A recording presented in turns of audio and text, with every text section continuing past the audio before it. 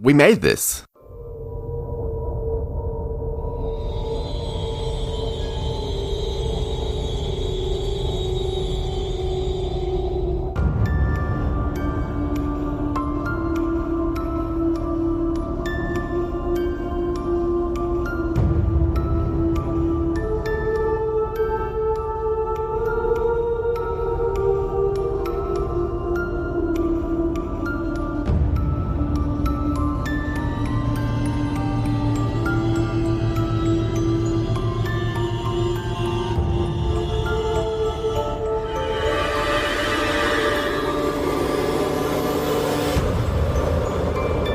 Hello and welcome to CHUCKYVISION, the podcast about Chucky, Child's Play, and anything to do with that particular horror franchise here on the We Made This podcast network.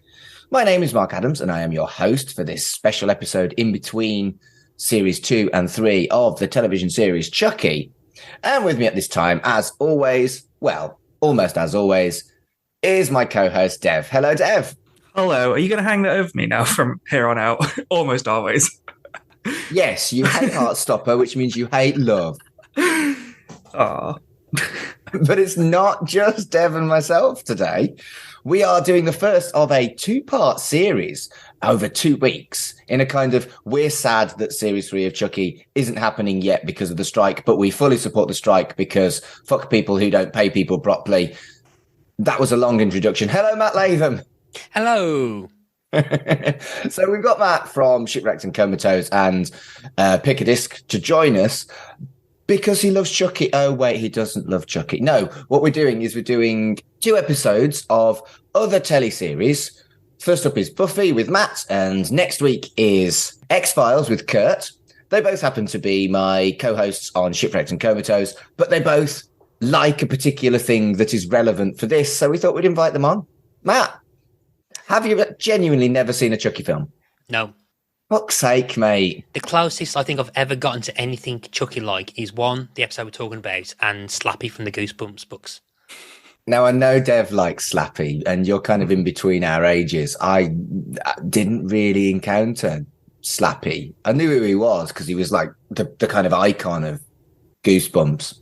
Well, why is it just that you're not into horror, or did you just not? Are you scared of dolls? Is there a reason why you've not seen any Child's Play?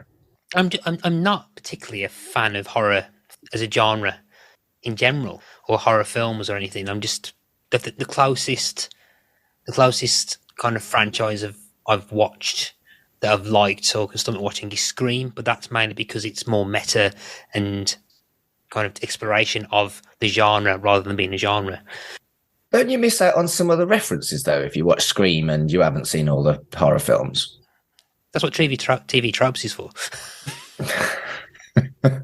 But I suppose another exception is Buffy the Vampire Slayer, which I know you're a huge fan of, and at one point you and I were talking about doing a Buffy podcast. What is it about Buffy that kind of bucks the trend of you not being a big horror guy? I think TV horror is a lot different to kind of movie horror. Particularly, this being a network TV show, it's not essentially going to be downright jump scary, and that's probably the main thing that I'm particularly wary of. I'm not a fan of jump scares. I'm particularly really kind of fucking hate jump scares and stuff, to the point that I have played video games like Until Dawn and Silent Hill 2. Before I bought them, I specifically went onto YouTube and YouTubed the jump scares on mute to make sure that I knew where they were coming so I could play them. That's my main thing with the horror genre, is that I'm not a fan of jump scares or particularly kind of psychologically being unsettled either. I'd rather feel entertained than unnerved. So Jaws would be more scary than Saw for you, I suppose.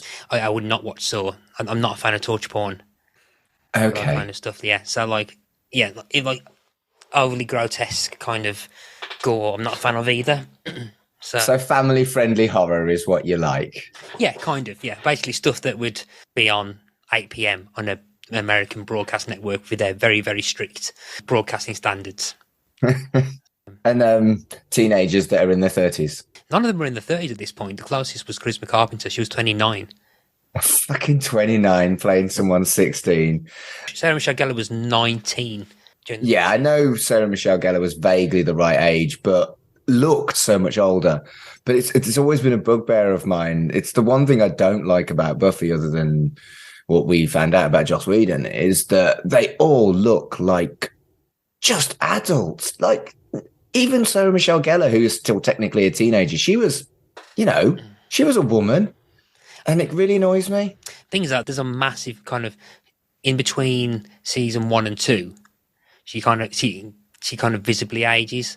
So when she goes, so like she's got a very kind of almost like just post kind of teenage look in season 1, but then season 2 it's only a few months, but she looks like she ages a few years in between.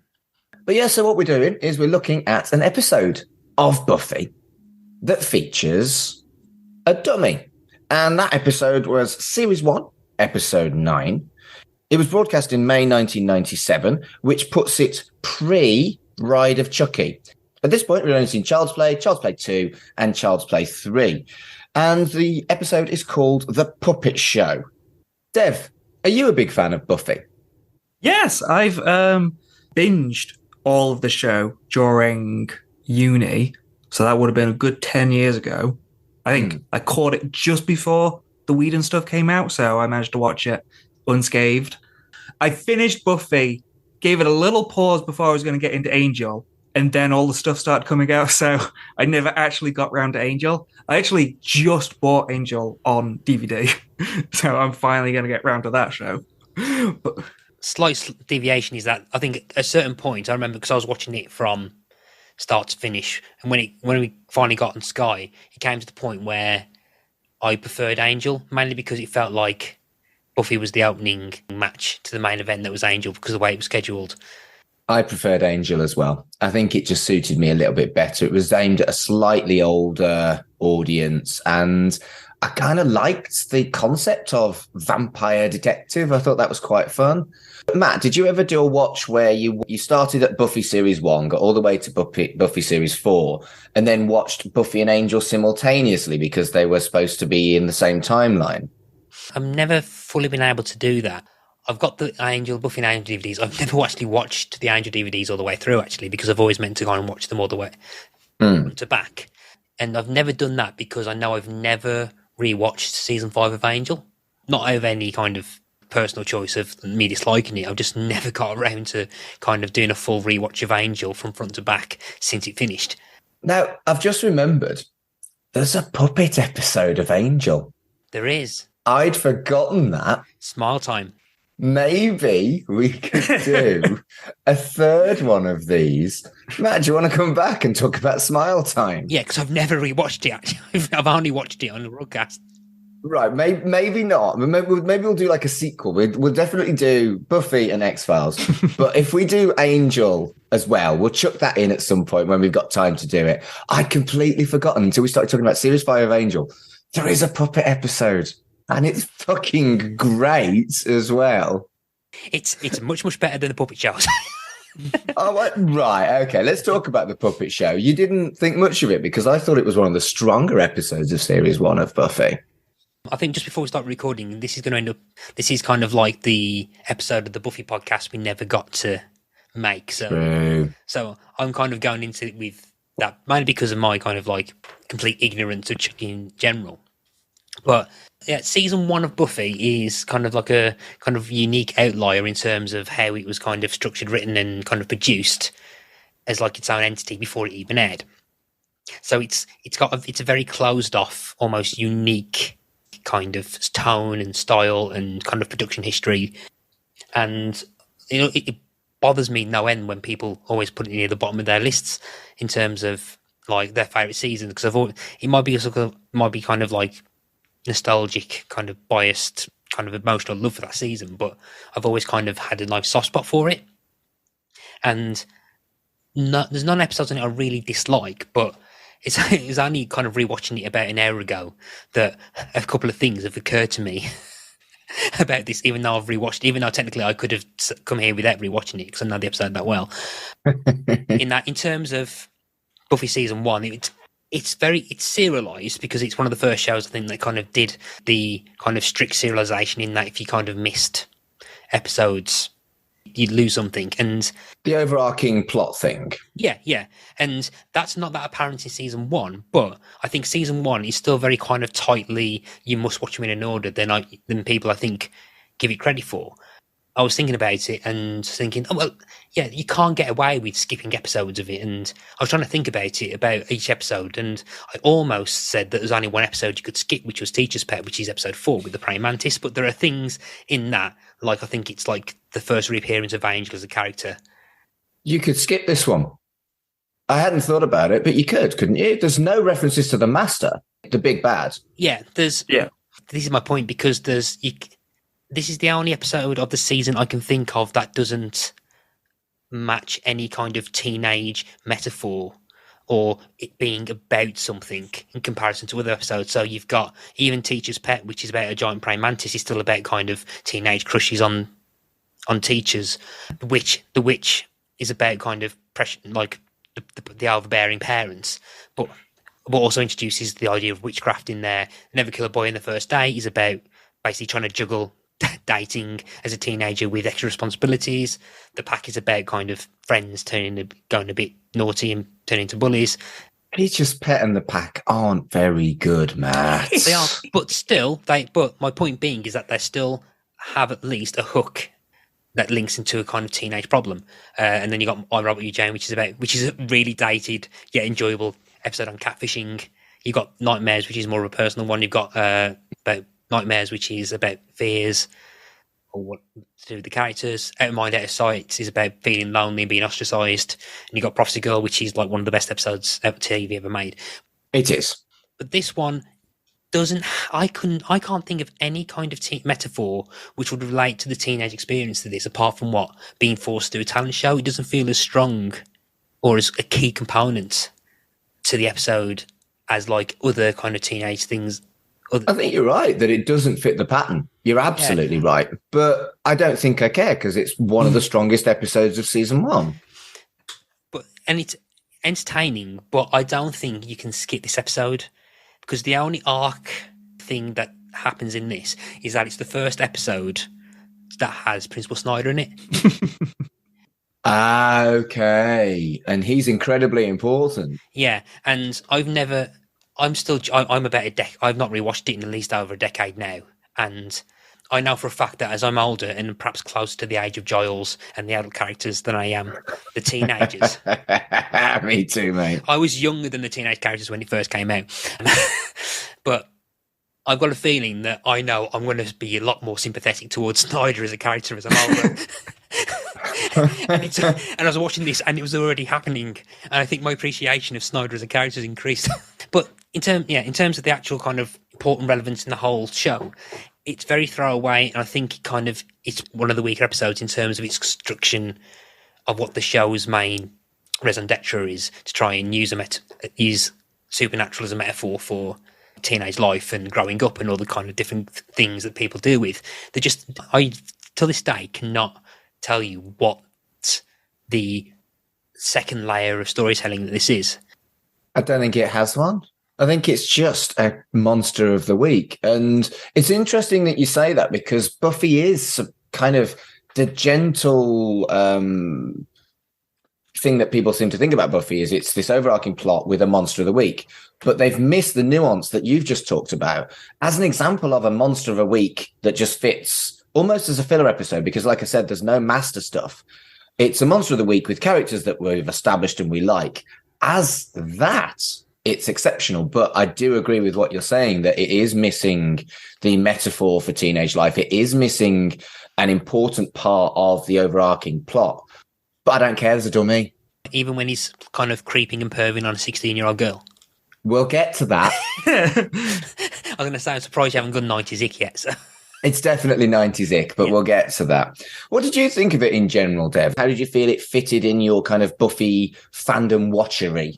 I agree with quite a few points that Matt made. I think season 1, I really do have a strong nostalgia for season 1. I think it is essential, not just in the show, but like just in TV at the time. Like, because it did, I love X-Files, but the as we talked about the arcing story of the big bad, the Master, in X-Files, that shit is all over the place. Yes, that shit never makes any sense. But in this, it's so much more cohesive, and it is in those. It reminds me of like Supernatural. There's so many filler episodes of Supernatural that I would skip, but then they always throw in like a 2-minute scene at the end where there's a character drama moment where it's like, oh, you technically have to see that. That that develops the story, but the whole other episode is completely filler. And yeah, I agree with this one. This is probably one of the lightest episodes. And I think there's enjoyable elements. There's definitely enjoyable elements that I really like in this episode. But yeah, as you say, there's a mention I saw in the trivia of the them talking about when Buffy says dummies ick her out, and some of the other characters like Willow says she has like stage fright, and then Xander talks about how he doesn't like mimes. And then those do come into play like the very next episode in Nightmares. But then Nightmares is an episode that's actually doing something with that. Whereas here, there isn't that other layer. I think it's a good conceit, the talent show. That's a thing that all kids have to go through in high school. Like either doing a talent show or laughing at the talent show. So I think there's a very relatable concept there. But then, yeah, they don't really do much with it. It's a very light, shallow episode. I've got no problem with that. I don't really have a problem with Monster of the Week being a Monster of the Week if it's a cool Monster of the Week. And it was. I think the other problem with it is that I think the actual Monster of the Week thing is pretty weak until we get to, I mean, we'll just go into spoilers, until we get into the twist that Sid is on the good side. I think up until then, it's pretty empty, really, in terms of the plot. Like, I kept thinking, like, Principal Snyder, I forgot how much he was in this episode as his first episode. But, like, he was in every other scene. And I didn't, maybe because it was the rewatch, I know where his character goes. But in this episode, it wasn't until the end where I was like, oh, we're meant to think he's the killer. Like, I didn't even think that. I was just like, why is he in this so much? So, you say that, but then that never crossed my mind until that we're supposed to think that Snyder's the villain until, like, a moment where he's creeping around the back at the stage and about like 80% of the episode in. The episode doesn't do anything at all to make you think that, or try and even hint that he's the killer or whatever, until perhaps he starts skulking around the back. And now I don't know whether that's because, again, they said that we know where he's going and what the importance of the character is, but I don't know. I don't even think the episode even attempts to make you think he's a red herring. I thought so. I mean, just because he's just not a nice man. I think he's a quite obvious red herring, but I definitely think he's designed to be a red herring.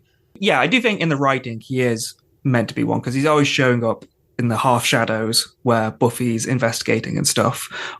I do think it's a good episode in establishing that he's going to be like a human obstacle for them. You can tell he's going to be a problem in the future. But then at the same time, I do think he's in it so much more so because he's like a crutch for the writers.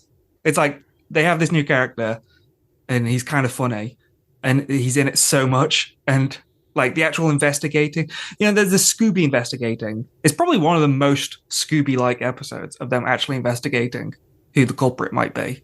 But then it's kind of clever that we do see the killer throughout the episode, but then learning who it is, the twist is just like, oh, it's that guy. It doesn't come together. It's just like, oh, it was that guy. When you're mentioning about the kind of twist of the episode, I think, as you're talking now, I do think that perhaps one of the key things that the episode kind of does do, which the series straight at the bat tries to do, is take traditional tropes and spin them on their heads. So perhaps where the kind of focus may not be on the usual teenage kind of metaphor, what this one does do, I think, and perhaps focuses on in spite of that, is its idea of taking well-worn tropes of horror and twisting it on its head. So, I mean, I think the two of you probably know this a lot more better than me. I mean, is there any kind of other examples in fiction of the kind of creepy dummy being actually the good guy? Or is this kind of another outlier in that regard? Well, we looked at Magic recently where there was a moment where, is this dummy alive? And it wasn't, which we thought was quite fun because it was very different to Chucky. And similarly, I suppose you could argue that Glenn/Glenda is a good guy. True, yeah, that's a good example. In Seed of Chucky, but that was post this. And Glenn and Glenda became two different characters and then became the same character again. It's all that storyline is all about their non-binary identity in the end. But they were very, very conflicted and very traumatized by their identity and by their upbringing and became good. Whereas, again, I know you said that it was 90s ick. I like that this is a flawed good guy in Sid. I do like that. It wasn't very sensitively done. And going back to our Josh Whedon ick, I think it was handled poorly, but I don't actually have a problem with a flawed demon hunter who does do good things by killing off demons being creepy. I don't really have a problem with that because people are human and that is realistic. I just feel like the way it was handled and the way he wasn't called on it properly and how it was treated as normal to be a dirty old man wasn't well written, but the concept I actually quite liked. I think as TV goes, it was like the shorthand of it. You know, yeah. He has been in that doll body for so long. Of course, he's horny. Like he's missing human interaction, and I think the writing is like there's enough there for the audience to go, oh well, yeah, I saw it see his side, or you know, he's kind of gross.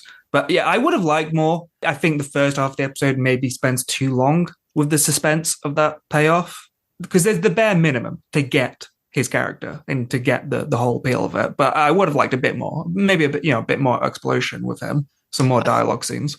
I think that given another draft, I think what this episode could have done, which would separate it from other episodes, is perhaps he's capitalising more on Buffy seeing another kind of demon hunter, or at least kindred spirit. Because before I watched it, even though I had a strong memory of this episode, I thought that aspect was a bit more than it was. My memory of it was that there was a bit more of an exploration of that. So there's the scene where, because he's talking about knowing a Slayer in the 30s, in my head, I remember all the horny dummies and act thing and the 1930s Korean, but in my head I kind of constructed a more of a dialogue between those two characters about the duty they have and what it meant. And in my head I thought there was something a lot more there than there wasn't, but I think that there could have been a case of like Buffy either talking about why he did what he did and what she's got to do, and that probably could have made the episode a bit more of a standout in terms of what that's doing in comparison to what the rest of the season was doing. Was Sid the first demon hunter that we encountered in Buffy?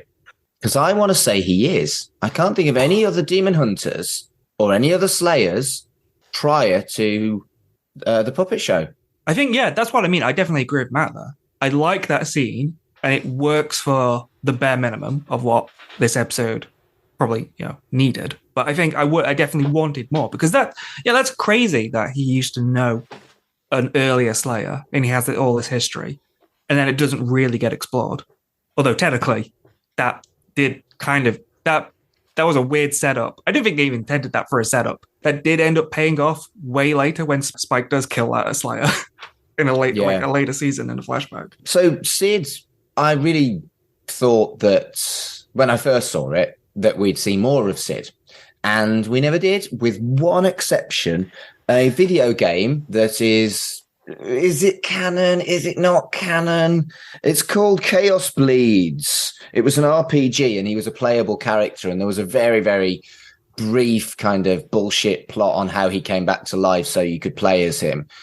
And I don't know, would you have liked to have seen more Sid? I think that as a character, a lonely, pervy old man who's on the side of good but perhaps needs an education, I think that could have been fucking fascinating. I don't know, I kind of like the idea of him kind of knowing that he has a purpose and that he knows that his purpose is coming to an end, so he has his place in the balance of good versus evil, particularly when you, and again, going back to the idea of it having another stronger rewrite, particularly when you figure out where the season goes and when the season ends with one of the best episodes of TV ever made, Prophecy Girl, in terms of where that mortality is tested and the duty between living a life and having to do what's right.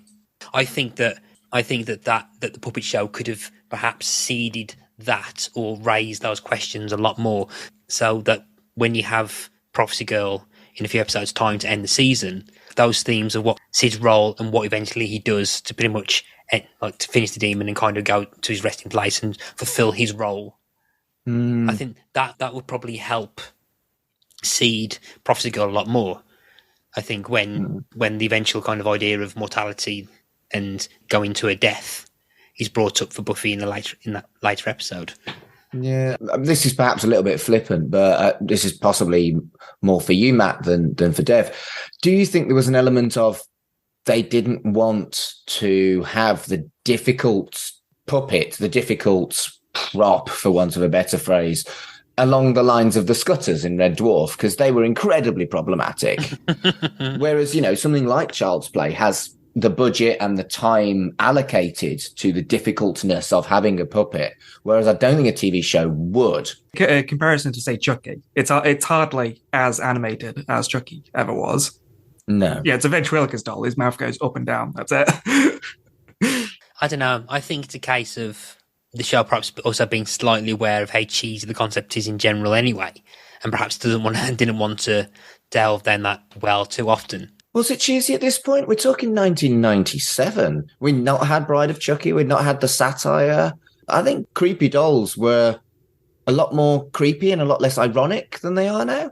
I think, as we pointed out, this episode is a turning point of that irony, where that is literally a joke when Buffy and Sid fight in the middle act, and then they both blame each other for the killing the person and taking out their heart.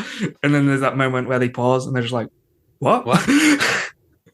Yeah, that was very comic book fighty, wasn't it? You want the two good guys that sell the comics to fight and then get together and then fight the bad guy together. That's a really, really tropey thing, particularly in comic books, like, Superman versus Spider-Man or whatever. And that really stuck out as like, as much fun as it was, it just cheese. But the reveal, the twist was great. I don't know how they'd have got there otherwise, but I don't know. It just, maybe I've read too many comic books. Yeah, everything after is great. But yeah, the most arbitrary build-up to that twist was the scene. Like, I like all of the investigation stuff. Them just, the main characters seeing the doll and going, ooh, that's weird. Him talking to his doll, that's kind of strange. But then when we, the audience, see that dialogue between Morgan and Sid, and it's deliberately so out of context, where Sid's like, she's the one, we gotta get her. And it's like, I don't know, it felt arbitrary to keep setting him up as the villain. Also, I think as well, considering there's a whole scene where Sid is pretty much taken by Xander, and they're talking about finding the demon and stopping or at least thinking that Morgan's the demon or someone, there's a serial killer going out. You would have thought that Sid would have been listening. Yeah, that scene does happen before Sid attacks Buffy, right? So yeah, wouldn't he be listening? Does he turn off at times? Yeah, good point. But what I was going to say is the theft of Sid, when you think about it, it's really quite cruel and bullying by Xander, and it's not called out by any of the other characters. Well, that's season 1 for you. And maybe Buffy as a whole, Xander's always kind of a dick and never really called out on. You're not wrong. But no, stuff like that, I would have never spotted as I was watching it the first time around. And I think maybe, again, I'm gently more sensitive to unpleasant behavior by characters that are supposed to be protagonists because of the Joss Whedon thing. And this is exactly why you and I didn't do a Buffy podcast, Matt. Yeah. And it's annoying that the everyman character is the bully here. Yeah, and it's really annoying that for years and years and years, Xander was like my favourite TV character. I still have a picture of me and Nicholas Brendan on my wall in the hallway, which at the moment is still up. The same day that I had that photo taken, I had my photo taken with Alison Mack. So, yeah. But yeah, I don't know. On the one hand, I can see, I mean, yeah, it's a bit of a dickish thing to do, but then again, I do see the logic behind him taking him, because then because Morgan's on his own, doesn't have the puppet, then like Buffy can theoretically speak to Morgan. But then again, I do think that like Giles and Willow do mention about like the ethics of nicking Sid anyway. It's very, very brief, but I don't think it's fully. It's not fully ignored. I think it's not particularly like kind of called out. It's just like very subtly done by Giles and Willow. I'm kind of amazed in that world that none of them, even Giles, at once entertained the idea that Sid might be possessed by a demon. Surely in this world, weird shit like that has happened before. The thing is that, I mean, that like they've probably not just come across it or something that's not happened that often, because I think there is stuff that Willow finds later on and in the library when she's helping Giles research, that there are actually people that have moved essences or souls into inanimate objects. Again, what I realise as well, as I'm approaching the same age as Giles myself, I still know fuck all about anything. So I can guarantee that there's probably a load of lapses in Giles' own experience. So he might be quite knowledgeable about stuff in general, but there's probably specific experiences that he's not aware. So I think my kind of sympathy for Giles perhaps not being aware of that has increased as I've gotten older. Well, depending on how the show timeline works, last episode, last week, they did fight a demon that was stuck in a computer. Oh, that was a bad episode. Fair enough. That is one of my favourite of season 1. I love that one. So that's one of the ones that's kind of really dated and kind of... I love it because of that. But there's still a lot of kind of fun stuff. I mean, I think it's Giles says that, Giles, it should be smelly speech is hilarious. And again, not being filler and throw away, it's the first episode with Jenny Calendar in it. Yeah, very casually introduced in that episode. Calendar. Don't. My trauma from my 20s, Matt. What we're talking about Giles, though. Oh, I mean, I remember kind of gently fancying him 20 years ago. Now I'm a similar age to the age Anthony Head was when he did this. He is distractively sexy. Oh my fuck. He's just hot. I love nerds, and he's so nerdy. And men in tweed clearly are my thing. Now I'm in my mid-40s. Oh, he's fit. How old is Giles supposed to be, actually? I can't... Probably about my age, which is incredibly annoying. I'm the same age as old people. When did that happen? Yeah, I bet the reality is Anthony Head was not that old. Okay, so the Buffy wiki puts his date of birth in about 1954. Okay, so 97 minus 54. 43. Fuck, he's younger than me! Yeah, that sounds right, yeah. 43. Oh no! I'm older than Giles in series 1 of Buffy. Fuck my life. Have you read any of the canon comics post? I read series 8. It was okay. Angel and Faith in season 10. Yeah, Giles comes back in a big way. Yeah. So I think this is actually worth talking about. We're talking about how the comics go crazy further beyond what we'd seen in the telly show. But in my brain, I think peak Buffy was like series 5, series 6. And so in my head, that's what the Buffy cast's main, or how I see the Buffy cast around series 5, series 6. And it was really, really nice to go back and watch series 1 and see pre-out Willow and incredibly shallow Cordelia before she went through all the trauma that made her one of the most interesting characters in Angel.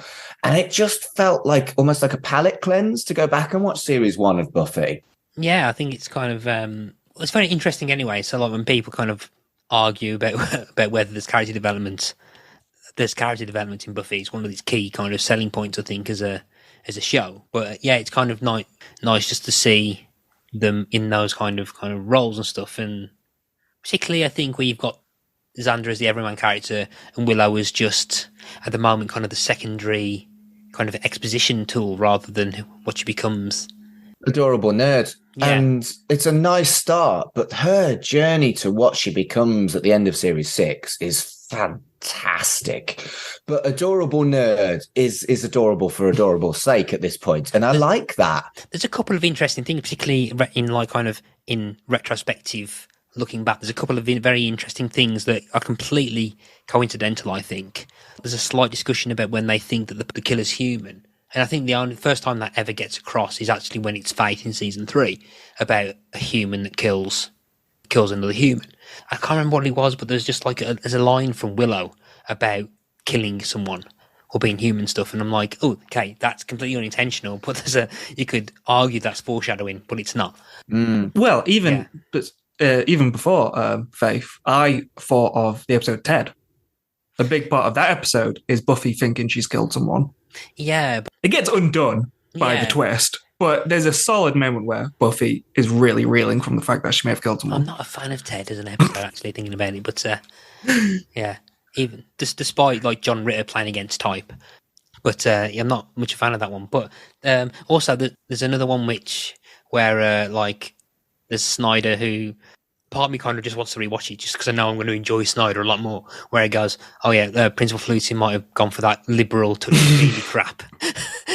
Touchy-feely crap, but that's the liberal, the woolly liberal-headed thinking that leads to getting eaten. I mean, yeah, he's not going to be the last principal of that school to be eaten by a demon, mate. It's wonderful. And I think Schneider is deliciously malevolent. And there's always that undertone about how much he knows. And they seed it immediately on his introduction as well. You know, getting eaten. I love the fact that they don't know if he knows she's the Slayer or not. And they never answer that before he gets killed. And that's fucking great. Yeah. I think that, you know, you do have elements of your life that you're like, how much does this person know? And you never find out. I mean, years and years ago, I used to be part of a writing community, which is where I met. We made this founder, Tony Black, through like kind of fan fiction, kind of like writing fan fiction scripts and stuff. And okay, it's only been kind of like the last 5 or 6 years, and I've never done it for ages, but part of me is thinking, you know what? I would love someone to kind of think of a Buffy reboot, but call it Snyder. And have Snyder be the main character, having to deal with troublesome youths who he thinks are kind of responsible for the deaths of all these kids in his new place of work and stuff. But brilliant. That would be brilliant. Yeah. The final kind of interesting foreshadowing as well is, again, completely unintentional. Completely unintentional is that the character of Morgan is actually suffering from a brain tumour. And there's a line from Buffy going, ooh, like, particularly after, because like she finds Morgan's brain and like kind of shivers once she learns that the brain had a brain tumor. And it's like, ooh, and the brain tumor is what kills her mum. Yeah. And I think that, again, unintentional foreshadowing, but it's one of those things where it's like, it's very kind of like weirdly close to it. That episode is one of the greatest television episodes of all time. It kind of comes out of nowhere and it breaks the format, and it is brutal, but it's just remarkable television. I bloody love Buffy.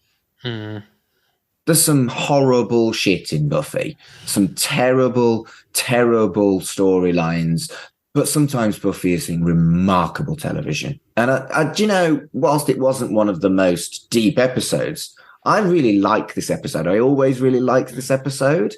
And I think it's great fun and well worth a watch. I think it's still entertaining, and it's one that, I mean, it's not one that is probably high on my list of episodes to watch. It's probably going to end, I think, it's probably going to end up in the lower half or the lower quarter, purely on the basis of the strength of other episodes. But, I mean, there are kind of really crap episodes, or episodes I kind of dislike for a multitude of reasons. And that I would probably rank lower than this one, like top of my head. Bad Eggs, for example, in season 2, all the way in season 6, him in season 7.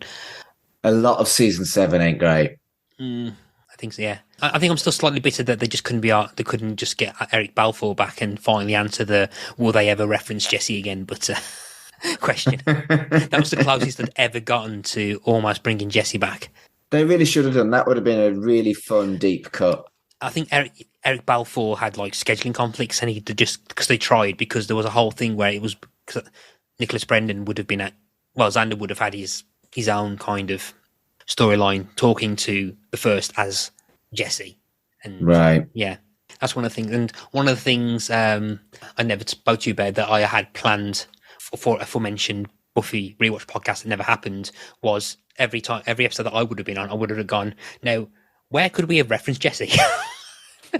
Wow. I know you liked the Jesse character, but fucking hell, that. To be fair, it's not that. It's just the fact that he's never brought up ever again. It is cruel. That's what annoys me about it. They should have been more traumatized than they were by the death of their friend in the very first episode. Or was it the second episode? The second, because it's Second. after the mausoleum.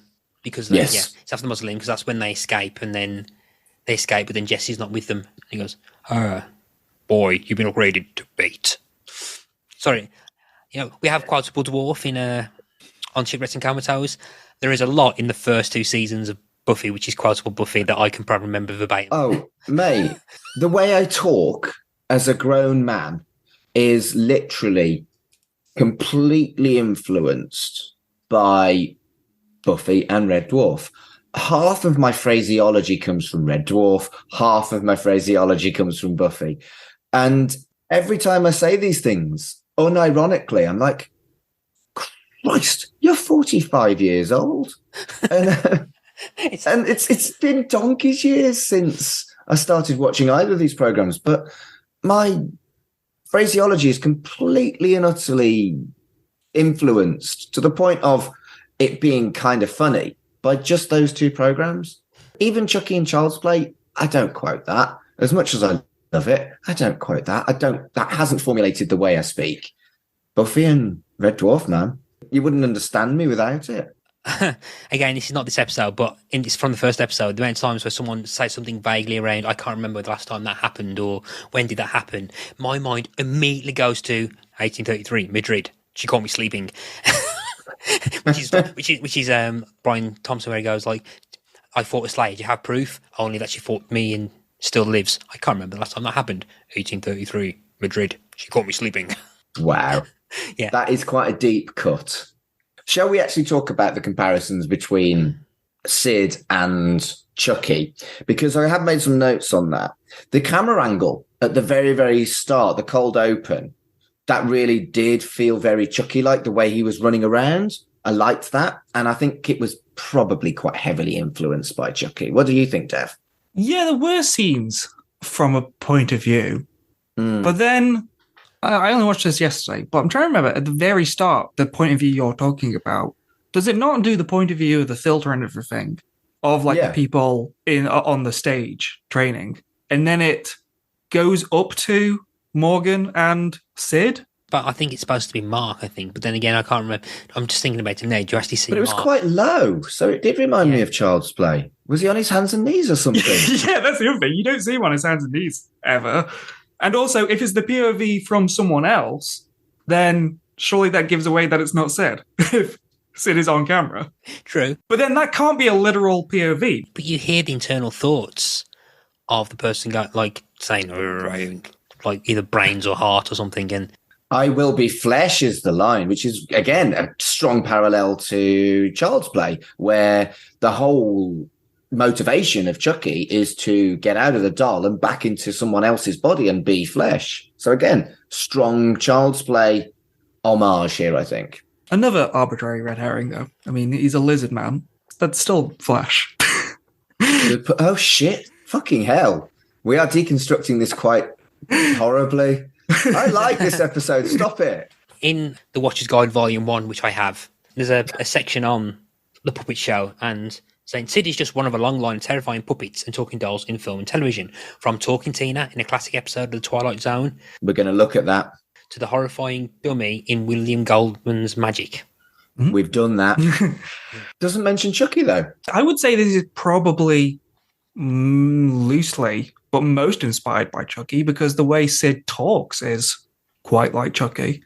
You know, they are both sort of rough talking adult perverts. Yeah, true. But also I would suggest Fats in Magic is quite similar to... Probably, yeah, there probably would be a direct reference if the writer said, yeah. But you obviously don't see the POV of the camera in Magic. Neither do you have any kind of issues with people not believing you when you say the dummy's alive in Magic, which that is directly from Child's Play. So, you know, no one believes that the dummy is alive. And Morgan's real fear is tangible. And that, as much as Morgan is older than Andy is in Child's Play, I do think that is quite clearly influenced by Child's Play. I've also got the Monster Book, which is basically about all the different things that happen in the show. I'm trying to see if there's anything on Sid in this. Sid probably doesn't count as a monster, does he? Not Technically, no. I guess he is just a human soul in a puppet. By the way, this is I remembered it earlier, and it's never going to come from anywhere else. Two people that did want to bring back Sid were the writers of this episode because they wrote that Chaos Bleeds game. Oh, there you go. Dean Batali and Rob Des Hotel. Rob Des Hotel, who sadly passed away in 2018 due to a suspected heart attack. I think he was kind of like a long-term writing partner with Dean Batali. Yeah, I saw that. They wrote like about a dozen episodes together. For this, there was like story editors for the first 2 seasons, but they had both written Never Kill a Boy in the First Date, this one, Dark Age, Phases, and Killed by Death. And I was thinking about that, and I'm like, there are kind of weird, similar tonal parallels between them. Yeah, this is the one that I think they kind of get a lot better with kind of keying in a kind of theme for the episode, which they never really did with this one. And interesting enough, the director of this episode, Ellen S. Pressman, only directed another... Oh, I saw this one. Yeah, only directed another episode of the show in season 2. Do you have any idea which episode that is, Mark? I'm probably not going to like the episode you said. So if you're going to guess, based on this episode, what season 4 episode or episodes do you suspect she may have directed? Because I think there is a kind of very weird, almost similar directional vibe between the 2 episodes. So as soon Oh, yeah, there is, yeah. Season 2 or season 4? Season 2. Season 2. So as soon as I saw that the only other episode she directed was that one, I was like, oh yeah, there's a very weird kind of... It's competent enough, but I can kind of tell why she never came back to do episodes after the episodes she directed in season 2. I'm drawing a blank here.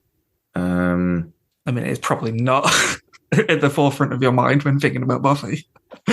Or thinking about season 2 episodes of Buffy. So Becoming, it's not that. No. I think Goofy, Monster of the Week ones. I mean, is it as obvious as Bad Eggs, which you mentioned earlier that you don't like? No, it's not that one. Okay, full disclosure, I've got the episode's titles up in front of me now. Oh, Christ, was it Inca Mummy Girl? Yes. No! Terrible. Yeah, it's that one. No, Inca Mummy Girl, no. As you're insinuating, though, Matt, very similar in terms of the monster, the mummy, but they're not actually the bad guy. Yeah, it's a similar plot twist, actually. I think even if you can give this episode criticisms as well as... Well, Inca Mama Girl's probably got a bit more criticism towards it because I don't think it's a very good episode. Well, the twist being that the episode itself isn't... She's not an all-out-and-out villain. She's more of a case of morally grey. I need to do stuff to survive, but I don't care what I do to survive, but it conflicts with the moral standing of our protagonists. It's a tragic backstory with moral implications, which, whilst not as heavy, Sid has a very tragic backstory, but he's a pervy old man. So there's a, it's about grey. You're absolutely right. Both episodes are about greyness. But I think the pervy old man, I think he's all talk and no action when it comes to that. I think he's just... Well, he hasn't got a dick, has he? I just personally think he'll just like talk, and I think he'll talk rather than do anything or act upon it. I think he'll just be leery and just be that drunken bloke in the pub that will just make those comments rather than actually physically. Yeah. I also think that Sid potentially is just a character that, when it comes down to it, will probably pick saving the world over getting his end away.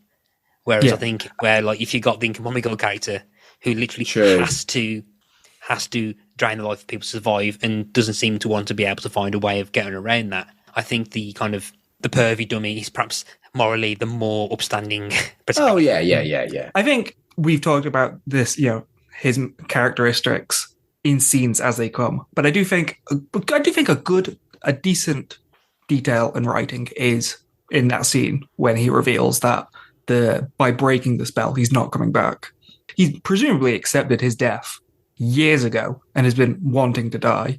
So I think that sets up that retroactively goes back and sets up a very sympathetic angle to all of his perviness. That it is because he doesn't expect to actually get any action because he's wanting to die. Yeah, it's actually very tragic. But the more you think about it, the more tragic it becomes. And you can almost argue that he's so anti everything in the world and bitter about what was done to him, that there is very little left other than the desire to die. So maybe he's got the right to be a cantankerous, pervy old shitbag. But I also think that he's, as a demon hunter as well, I think he, and going back to my kind of idea that with a slightly revised draft, is that he's got his own calling. Then again, though, I mean, this is a whole different conversation for a Buffy podcast that'll never happen, but whether he actually actively he made the choice to be a demon hunter rather than told he had to be, whereas Buffy really has no choice. Yes. Into being who she is, and what part of her arc throughout at least the first 4 or 5 years is her kind of proactively seeing that she has this role and does it, whereas Sid has been doing this thing for years and years, actively chose to become a demon hunter, and is actively knowing that he has his kind of peace once he completes his reward. So he, instead of just going around trying to find a way to become human again, which possibly could happen, this is the Buffy world, so he probably could find a way of getting himself out of the body the usual way, the villain way of just killing people and harvesting their organs so that the dummy becomes human again. He actively is not doing that. He is finishing the work he started in stopping the 7 of these kind of demon brothers from killing any more people.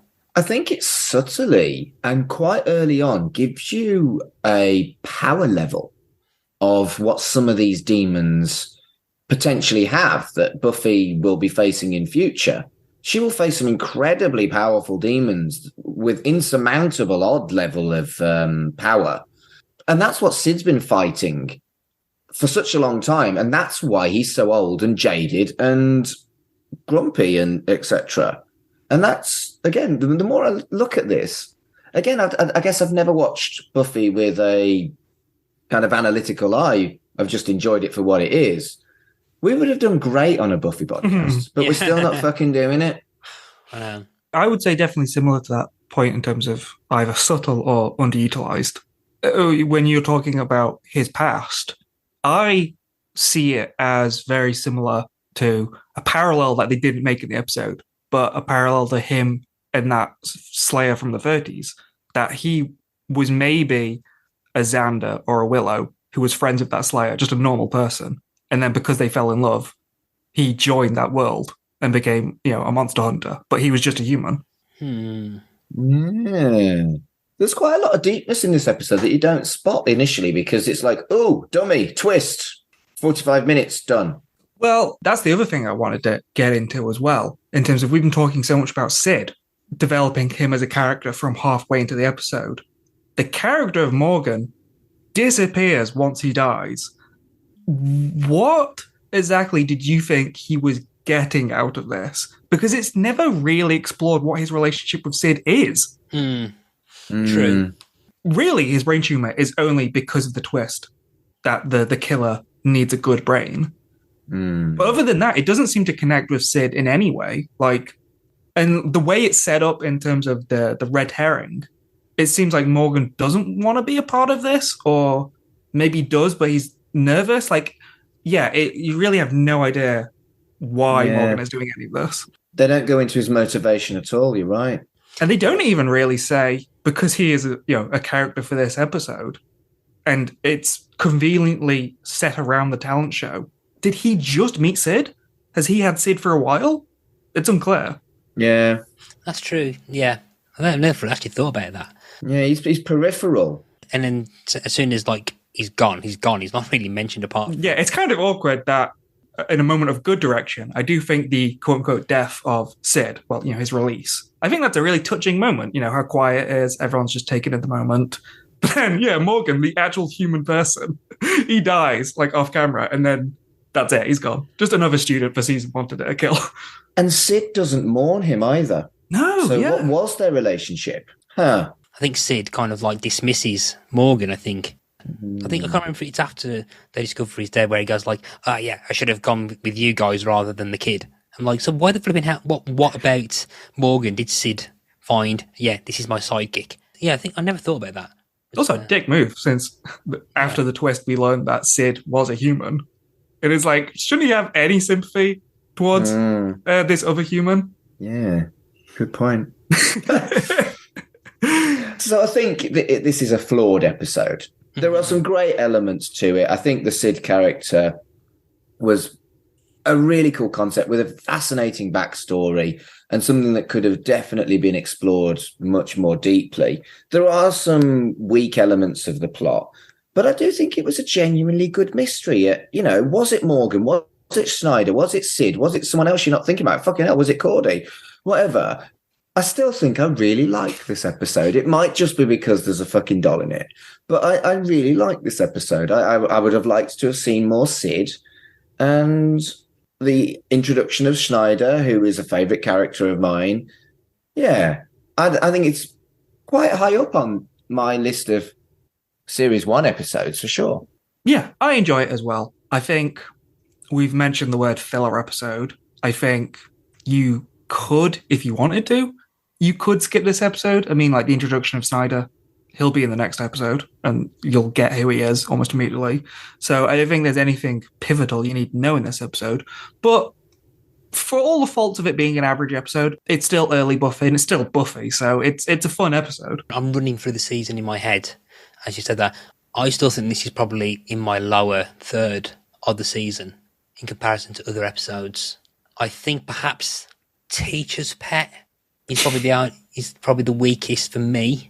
Yeah, so this technically could be 11th. Actually, thinking about it, I don't see it. I think this is a fun episode. I mean, as Buffy as a whole, there are always moments, lines, kind of little character moments in every single episode, even the really bloody awful ones like Beer Bad, where Buffy in its relationship to alcohol is a whole different story. There are at least a couple of moments that even the kind of average ones will always have a moment which are like, oh, that's slightly higher in my favourite moments, like Dead Man's Party in season 3. Average episode, but kind of pivotal to kind of get the balance of the characters after season 2-3 break. Has that goes, look at my mask, isn't it pretty? It raises the dead Americans, which is still one of my favourite Charles lines. This one still has that as well. I mean, there are moments in this that they're still stuck in my head, but I think in comparison to moments or things that I like more in season 1, it's quite low down. It's a bit of a shame because again Snyder's great, and it's a shame that his first episode's that low down for me. But I think in comparison to what I feel about other episodes in season 1, it's near the bottom. It's also the only ever episode of the show which has a not post credits, but I don't know what the terminology is, but during credit sequence. It's the only thing. It's the only episode that has that when you actually see their acting. Yes. In terms of wanting to watch this episode, if you like the Scooby comedy stuff, this is a really good episode from season 1 for that. There's a lot of funny moments in this. Like just right at the start, Cordelia butchering Whitney Houston is so funny. Actually, to be fair, on its credit, I think that is probably the closest this episode has to its usual spinning of teenage tropes. So if you're thinking of, I don't know, like the Peter Engel stuff, like Saved by the Bell, USA High, what's it called, California Dreams or whatever it's called, those kind of shows where you've got the popular kind of lead, kind of Cordelia-like character who suddenly is also able to sing when they have their talent show stuff. So they've got all the characters that are able to do their talent stuff. So I'm pretty sure there's an episode of Saved by the Bell and Saved by the Bell the New Class where Zach Morris somehow manages to form opera or something stupid like that. Or at least pretend or fake wow. or anything like that. But I quite like the fact that they didn't go the trope of having Cordelia also be a good singer, which I think is a very kind of nice trope on that. It was something that Buffy did well, was actually give characters flaws. And protagonists and antagonists all had strengths and flaws. And that was always something that was really well done in Buffy. And I think maybe watching Buffy influenced how I like to play RPGs. I don't want to play a perfect character. I want to play a character with flaws. And I've always found that more fun as an RPG character. I think my favourite kind of character is two good, overly good ones, like where their kind of optimism is pretty much a flaw in itself, like Leslie Knope or Sam Beckett from Quantum Leap. Like, forgive the D&D. Is it lawful good? Is that the right term? Yeah. Lawful good is lawful great. So is that like Sam Beckett, Leslie Knope, kind of. Lawful means you follow a strict set of rules, not necessarily laws, and good means you are fundamentally good. Yeah, it's very old track, like TNG. Yeah, for the most part. Okay, so you could argue Buffy's lawful good. For a while, yeah. But that's what's good about the show. That's what's revolutionary about Buffy in TV, in that it was a teenager show that gets very dark and gets very real. But then it wears down the characters. So those characters could move around those alignment charts type thing. So you've got Wesley Wyndham-Pryce from Angel that just goes from. You haven't seen Angel yet, Devon, but you need to get on it because I know quite a bit about it. Well, Wesley's definitely lawful good to the point of being uselessly so. but then, like, does that change? Can you that change? Yes, Angel definitely, very much so. Yeah. He becomes almost, I would say, pure neutral. Well, maybe not. He's still probably lawful thinking about it because even though his code of honor changes, he follows his own very strict rules. So again, like I say, lawful doesn't necessarily mean you follow the law of the land, but you follow a very strict code that you don't breach. So he would definitely become lawful neutral or even lawful evil with some of the stuff that he does. Okay. I think while I was talking about Buffy as a whole, I'm going to say that Wesley's my favourite arc throughout the whole universe, actually. Sublime. Yeah. If you want to talk about people that stay within the D&D circle, Harmony just stays Harmony throughout the entire Buffyverse. Chaotic evil for the whole fucking time. Yes, you're right. Harmony is definitely not harmonious. Dear. Is there anything else that we want to talk about, specifically the puppet show, rather than marking out about Buffy? Yeah. I quite like the fact that they bring Giles out of his comfort zone. He has to do actual schoolwork. Yeah. Yeah. And there's a quite nice thing where he says, like, where the new boss has said that he wants him to kind of interact with the student body more. And he goes, I did try to explain that my vocation was to limit that as much as possible. Yeah. Yeah. But then again, though, saying that, one of the things that I know since I've worked in education is that one of the things that I know that's going to ruin a rewatch for me is that I'm going to be rewatching Buffy, and the amount of fucking safeguarding concerns I would have to raise with Giles. I mean, I've been overly familiar with students, and my God, he's a walking, talking safeguarding concern, even thinking about it. That's one of those on the nose things where they sort of reference that by like season 2 or season 3, where they say that no one goes into the library. Yeah. So it's never a problem. But yeah, I mean, yeah, his over familiarity with those kind of 3 students. Is, it's just 3 people that he knows so well. Yeah. It's generally quite concerning when I think about it on a safeguarding level. Oh, dear.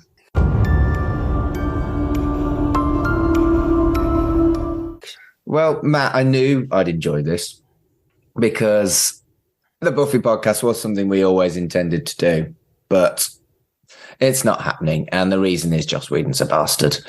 But this was a lot of fun. Thank you so much for joining us. Where can people find you on the internet? You can find me on Facebook, Instagram, and whatever the fuck Twitter's called nowadays. Twitter. It's still called Twitter. Even if I just don't deactivate it because it's driving me up the wall at the moment. Basically, if you search for Pick a Disc, which is the podcast where I talk about music, whatever's most likely it's going to be me on Flash, on Threads, Instagram, whatever. You can also then find me on a show that you might have heard of called Shipwrecked and Comatose, which is a Red Dwarf podcast hosted by Mark. That's me. And our friend Kurt, with a few other friends of ours, Carl and Colin. And also, I've also currently working on a second season of another podcast called Ask Us About Loom, where I talk about interactive fiction, adventure games, and kind of narrative-led choose your own adventures / those kind of like unique type games where like choose your own adventure but in digital form or point-and-click adventures and stuff. So that's Ask Us About Loom as well. So season 2, that should be coming up later in the last third of this year. Dev, where can people find you on the internet? People can find me at Twitter, at Absolute Travesty. I'm not many other places. That's it. Right, good. And if you're looking for me, you can find me at MarkAdamsHC on Instagram and Twitter. If you are interested in wrestling, it's Mark Adams Announcer on Facebook if you're interested in my work as a humanist celebrant. It is Mark Adams, Humanist Celebrant on Facebook. I kind of do other podcasts as well. I've been guesting on a lot recently, but the other one I do regularly was mentioned by Matt at Red Dwarf Pod on Twitter. So until next time, until next week, wanna play? I don't get it. Is it avant-garde? Yes, Dev.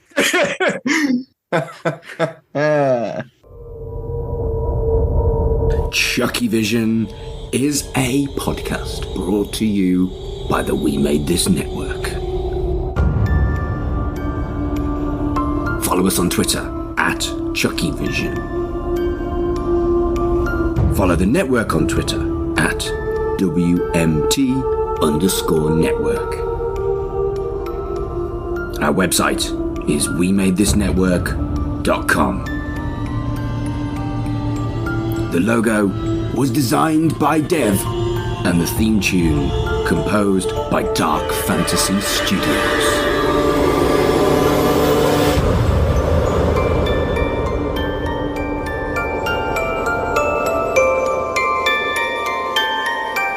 Wanna play? Do you like pop culture and top 10 lists? If you do, then step inside the Den of 10. In the Den, we have countless top 10 lists to captivate and titillate even the weariest soul. We've got lists of films. And there's that famous thing about the scene where he improvised his way through smashing his hand and cutting his hand open on the glass as he banged his hand on the table. Yeah. I mean, you can't really say boo to that. Music.